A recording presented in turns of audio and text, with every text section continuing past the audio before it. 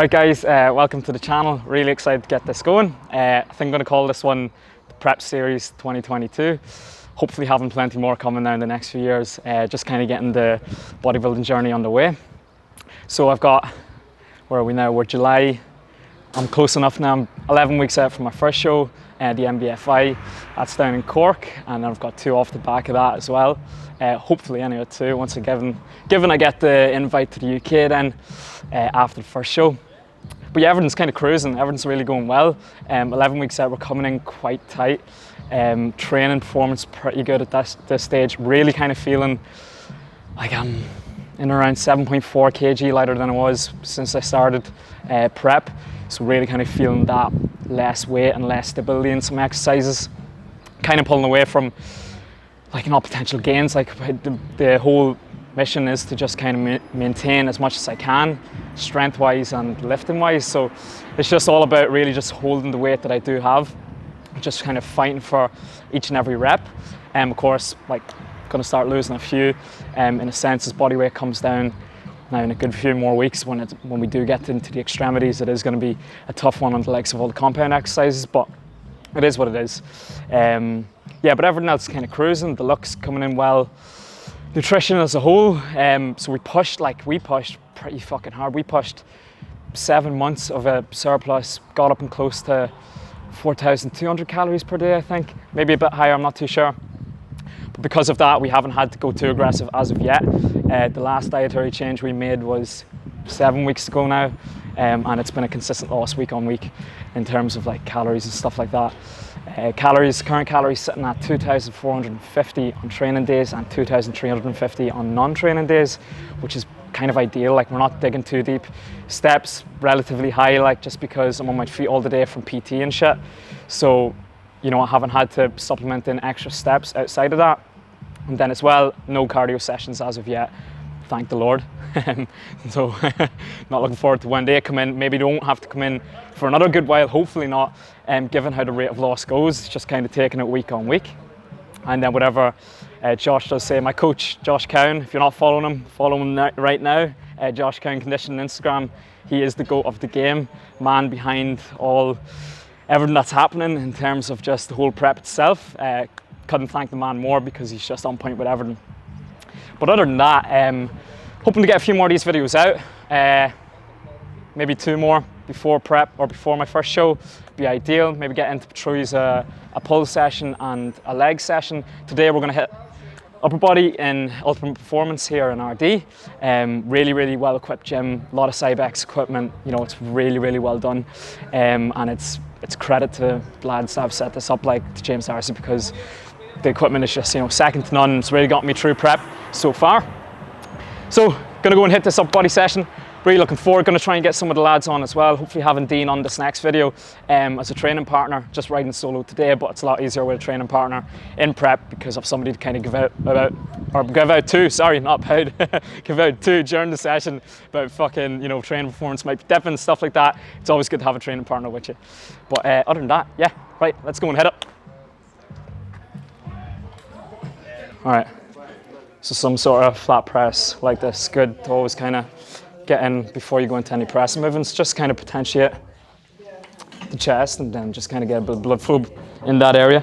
Especially, it's pretty good before you go into incline movements and other stuff like that, just to kind of get blood flow more so than anything else. So you are quite stable and quite ready to go in.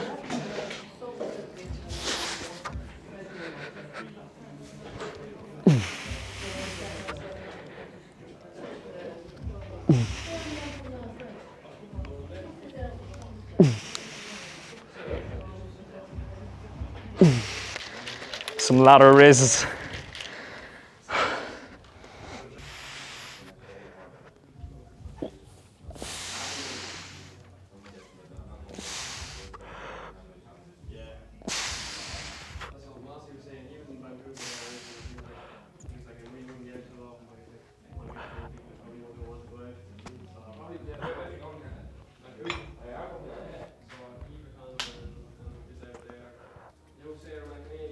Oh, yep.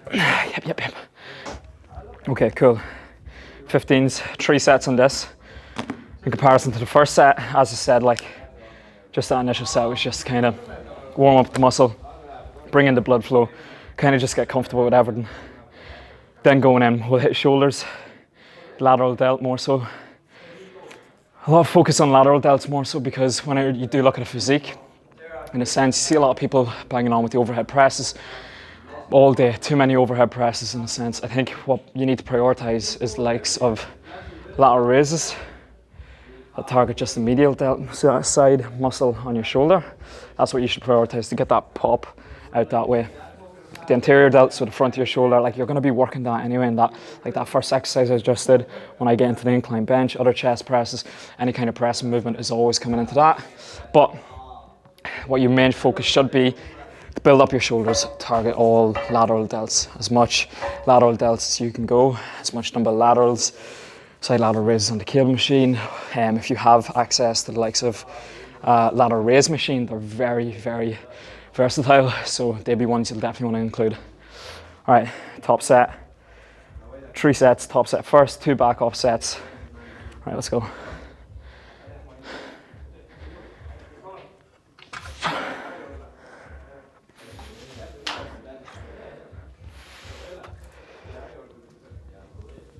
Oof. Oof. Oof. Oof.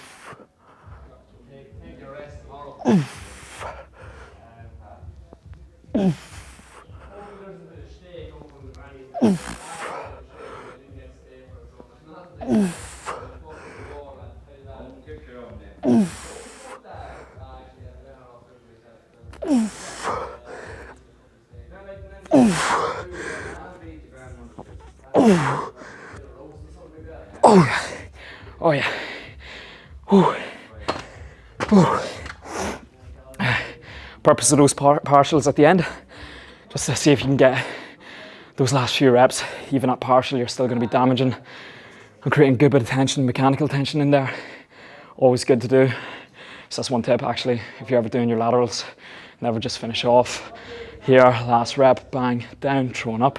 There's always a bit more to give. Partials are very, very useful in that kind of motion.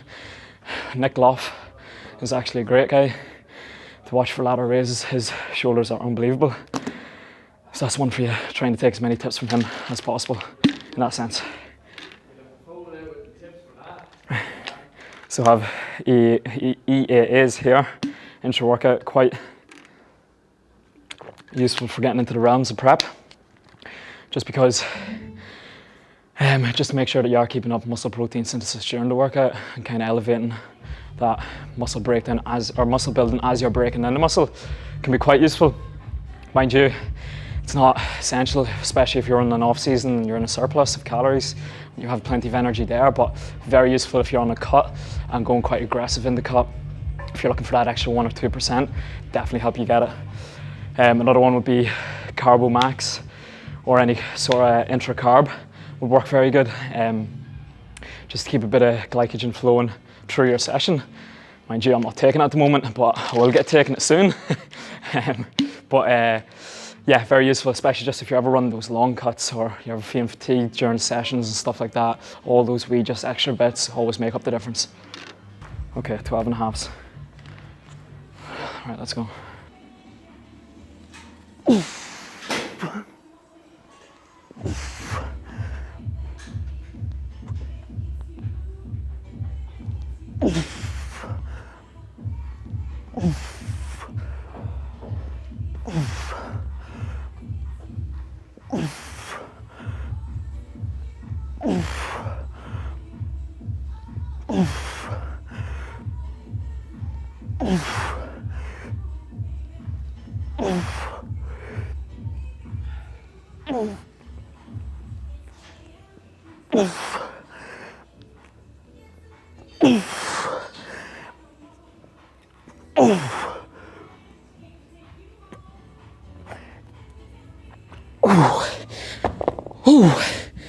Oh, okay, that was good, that was good. I had another small tip on them. That pause up at the top, essential for just making that connection. Because see, too many times people throwing it up, just coming straight back down, throwing it up, coming straight back down. I'd say your lateral delt works from here. This range here just becomes irrelevant, and then it starts working again as it controls that way down. You want to get that there, pause, control that wee bit that you might be missing out on, then the full way across. Just get you that bit more eccentric tension. Again, extra 1 or 2%, like that's all we're talking. Well, that one actually there, that could be 5 or 10% in the difference of you making up a lot of gains in your lateral raises, but definitely an essential one on those boys. Whew. It's like cardio. All right, next on the list, incline Smith. We're gonna go and hit that. This is one that's been progressing, well, maintaining really well, so yeah, let's go and do it.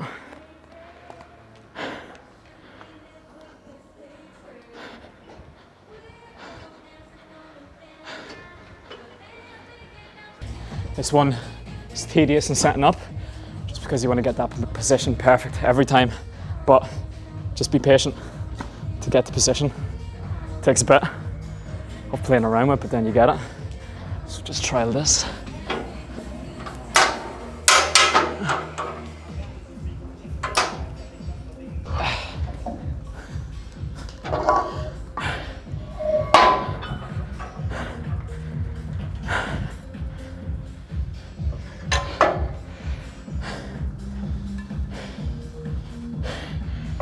Not really a big advocate of doing warm-up sets. In the past, haven't done too many. Wouldn't really usually be part of my routine, but as bodyweight has been diminishing, I just kind of want to get comfortable with every single exercise you're going into. If you're going in a bit unconfident, then you know your set's going to fail. So it's kind of a thing that you always want to do, especially if you're kind of in an uncompromised spot. If you're doing cut again, always relating back to that. When you're in a surplus and you do have quite a lot of stability, it's not as essential, but it's always good to get comfortable, get that bit of confidence so you know your set's going to be good.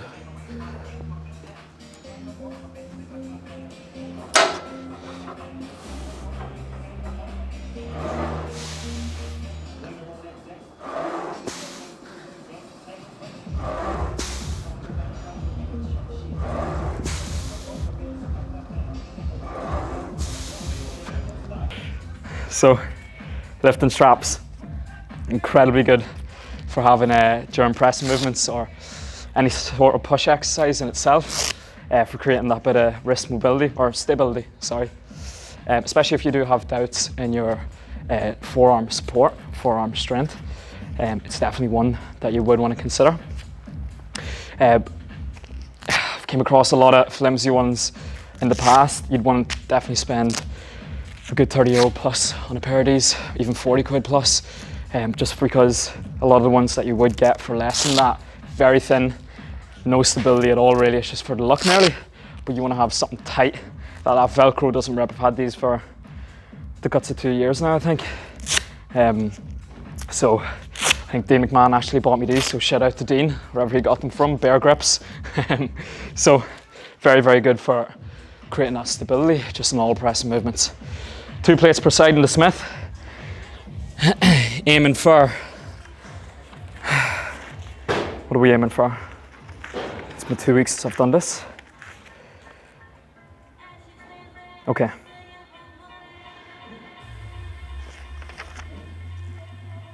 Okay, good. All right, 8 plus. Okay, let's see. Okay.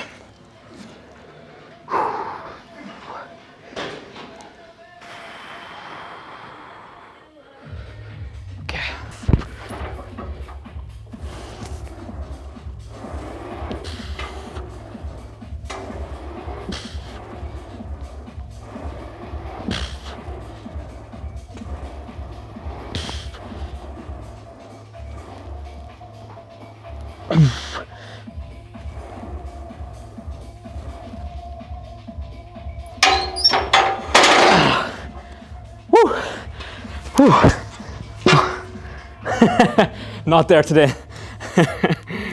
All right, tight going. Whew. Okay, if I can maintain that 5, I'll be happy enough. Again, the idea is to not be progressing, it's maintenance. I believe that's down 3 reps, so that's going to be one I definitely want to focus on maintaining. Maybe an option for this one would be to bring it to the start of the session, so I can have full energy in itself going into the session to kind of hit this, to make sure that I don't let the exercise falter and the reps don't leave. But yeah, maintenance is the goal.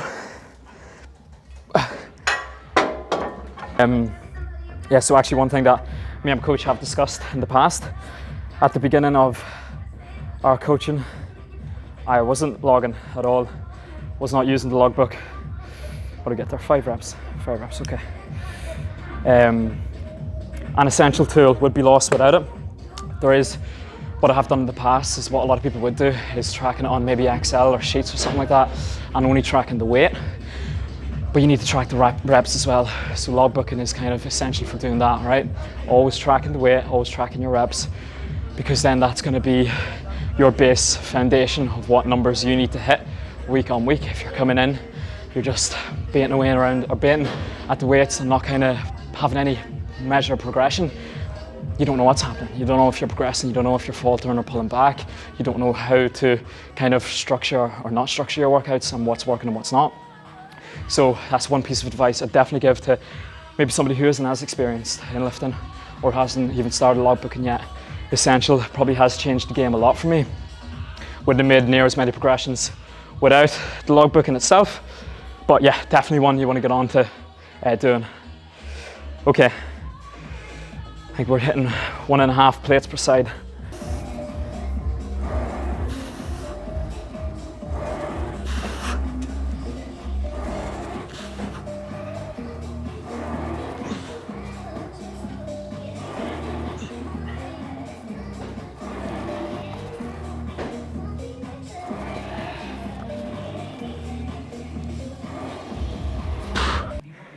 Right, into our row next, eagle row. Better unrack the weights first. I'll be one of those guys.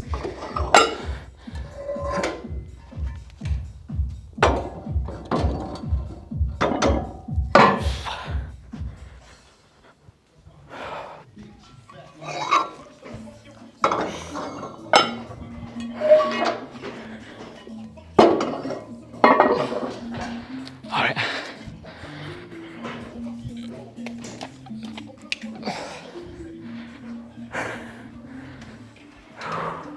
Eagle row next.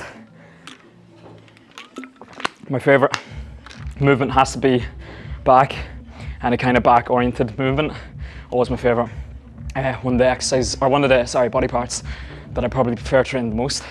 I'll be looking to get Swizz on board for another video in a few weeks now. I'll show you a bit of an insight into my pull workout, kind of the details that go in behind it, RDL, how to structure it. Probably be a bit nearly better than this workout, a lot more enjoyment in it. I probably will be a bit more aggressive in the sets and to be a bit more of a lift, which would be really cool to share with you guys. So looking forward to that one.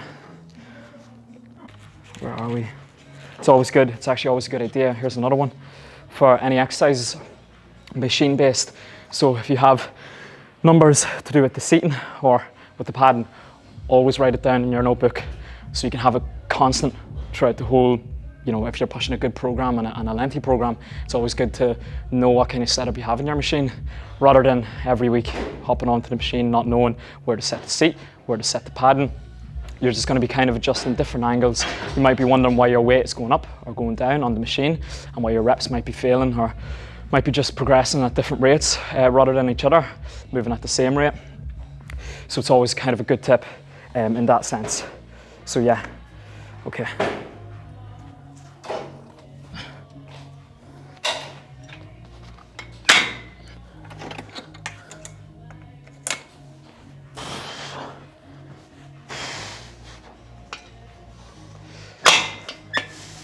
That's 5.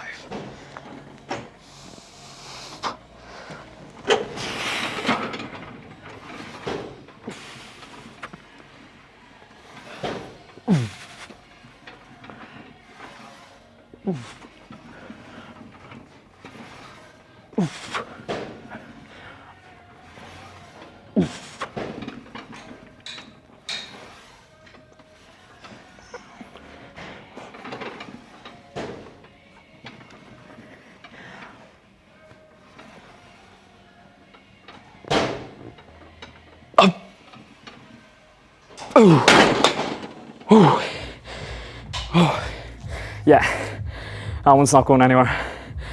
That's not losing any reps. One thing that I see a lot of people doing is with their back training, when you're trying to really target the lats, one thing you always want to think about is depressing your shoulder and keep an elbow in front of body at all times. So when you're working in a plane like this here, driving out, the shoulder's still depressed, full range here, driving in, elbow still in front of midline, relatively anyway, with a row, but especially applies to a pull down. So here we are in a pull down, shoulder depressed at all times, driving straight, elbow in front of body, back up. That's taking your lat to its full range, rather than too many times I see this pull down here, we're letting the shoulder has to work to put the shoulder down, and then your lat is working, so you're not really isolating it in a sense. Whereas here we go, here, shoulders depressed, full range here, driving down, back up, that's your range there. Best idea for your pull downs, same goes with rows. Always keeping that shoulder down, depressing the socket, not letting it out. Best tip you can do for lats in a sense. Worst part about a logbook though, in fairness, is flicking back all the time. Always trying to find that last page. But other than that, no complaints. Okay, here we go. No, that's not it. Yeah, okay, go, you got it. Nice. All right, high rep on this. Hit 12, 94 kilo. Nice and loose on these. Okay.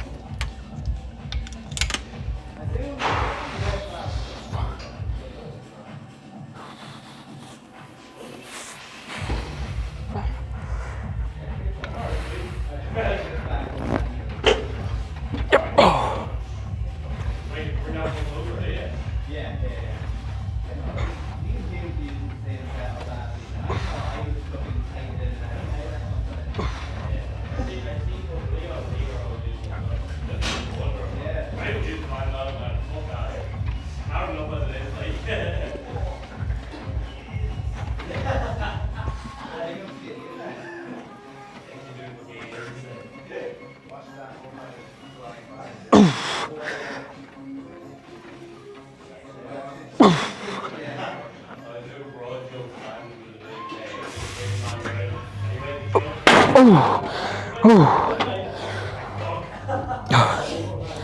Oh, it was close. It was close.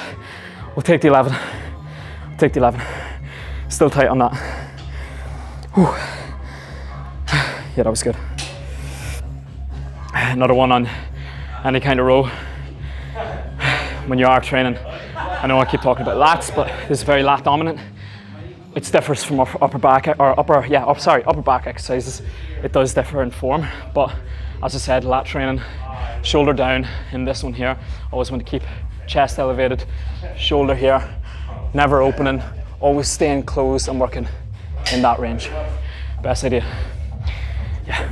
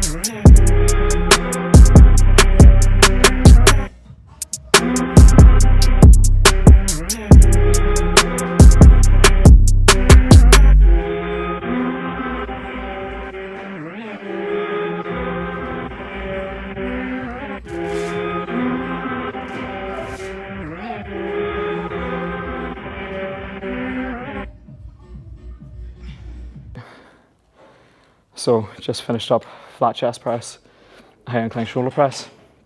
I know I mentioned at the start of shoulder press, or started video, that prioritizing lateral raises is probably going to be your main focus in terms of building shoulders. But again, you want to keep some form of anterior delt or front of your shoulder isolation in there, along with all your pressing movements and all that, but it can be kind of secondary, and then prioritize the likes of the pressing movements. Okay, we're going to hit lying cuffed lateral raise down on the cable machine, all right? Just need to remember to look at the video.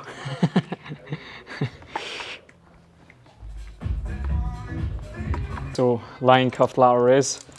One thing I see a lot of people doing kind of incorrectly is the position of the cable itself.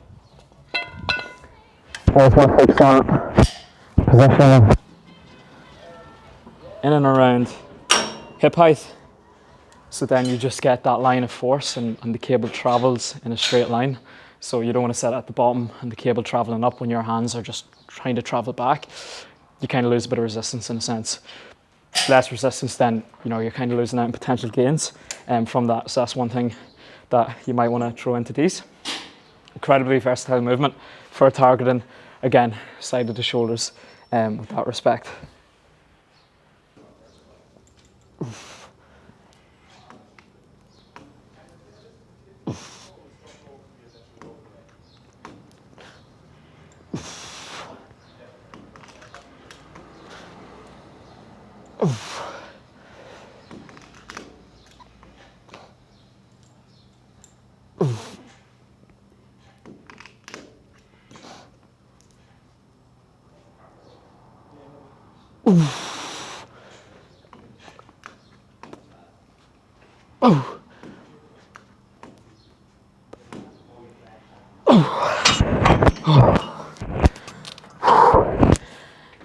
Tough one to exit.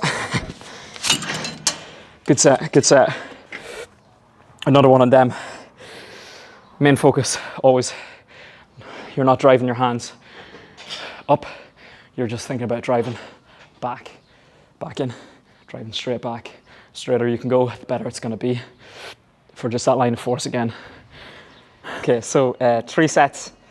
This last bit of isolation that we have left is always mainly going to be 3 sets anyway, in comparison to the heavier movements, the likes of your compound lifts and lifts that you want to focus on earlier on in your session where you have the most energy for. The more experienced you are, the better you can kind of allocate a 2 rep set. So you have like a high intensity set and then a back off set with a higher rep range. It just works a bit better from a recovery standpoint, and then as well variation. You're able to vary a lot of exercises into the one workout to target different areas, different muscle groups, but still get adequate response. But when it comes to the likes of these last few ones, like the isolation, it's always better to just do 3 sets because they are smaller muscle groups. They can recover a lot quicker from the volume that you put on top of them. So you're just thinking volume on top of volume there for your smaller muscle groups, and that's what's going to grow. Or maintain, in my case, because I'm not growing anymore, I'm only getting smaller.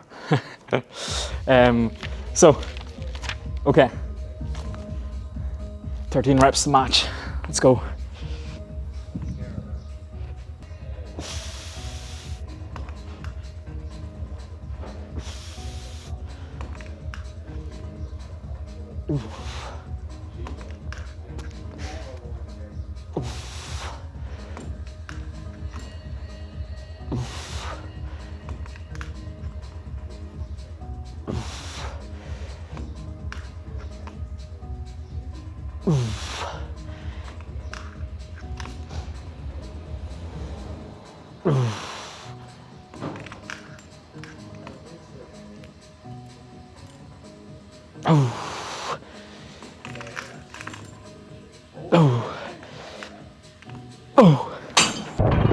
Yeah. Okay. Oh, rewind. All right, so single arm preachers here. One thing I've actually become quite acquainted with is the fat grips. Really useful in terms of just kind of connecting with any like push exercise, pull exercise with the handles, or any push down in a sense. Really good for kind of connecting, just because you have that bit more grip in itself and it's easier to just do it in that sense. So really cool item to have in the gym. If you do have access to one, definitely recommend using it. Okay.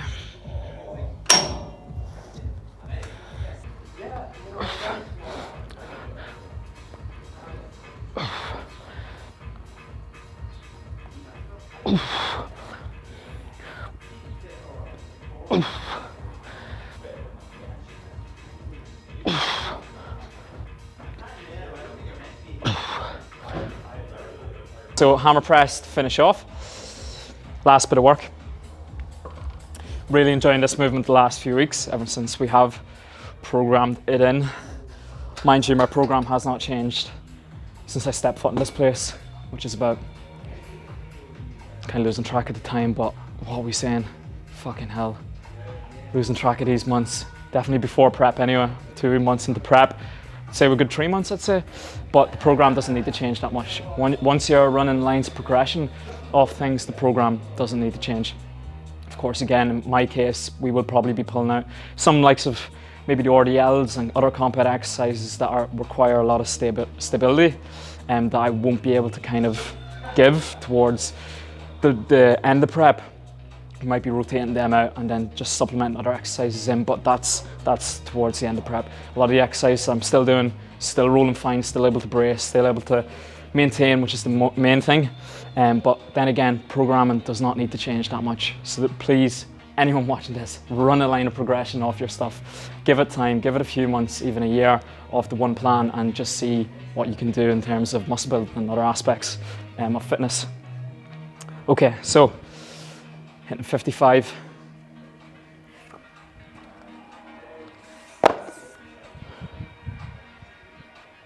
And another thing before this video ends, training in socks. Once you do it, you'll never go back, right? You got that? You got that?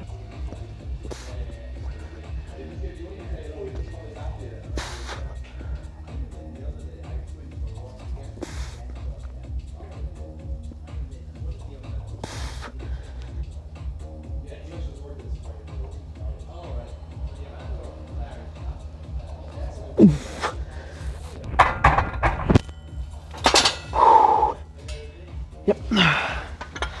Okay, that was good. A bit too low starting, but good. Really good connection on that.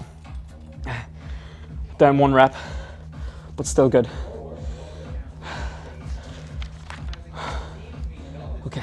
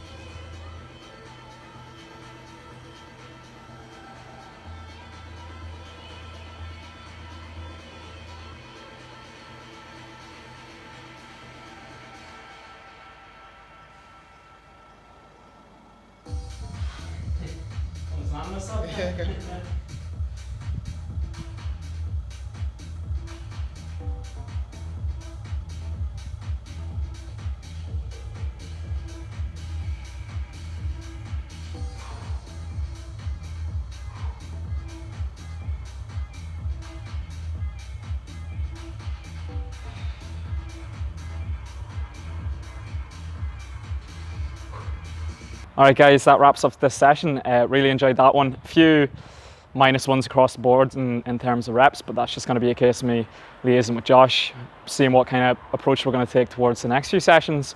It is all just about maintenance this deep. Well, not even that deep. Like, I'm still 11 weeks out. Like, I still have plenty of breathing space, but at the same time, it is going to get to that stage where performance is going to start to really take a halt. I'm going to start not looking forward to going to the gym, but I'm trying to really just not put on that mindset at all. Still really looking forward to coming in here and getting in the groove every time I'm coming in to train. So it's really cool in that sense. But yeah, what I'll definitely do is I'll definitely get a pull session up next. I think that'll be the one that'll be good to put up. I'll try and have somebody in as well, a training partner, in through that, so we can kind of run through a few other things, and it'll be just cool to see. Hopefully the Tash, what are we in, 3 weeks now? Give it another 3 weeks, we'll see where we are, right? See if we can get up to the C-bum look. Not a few weeks yet. But yeah, really enjoyed this one. If you liked it, please do like it. Subscribe and all that. I'll be firing out a few more of these videos now over the next, hopefully, year, running into the off season as well, post shows, trying to show as much of my training as possible. Then I'll be bringing in a few bits of nutrition as well as that. But yeah, thanks for tuning in, guys, and I'll see you in the next one.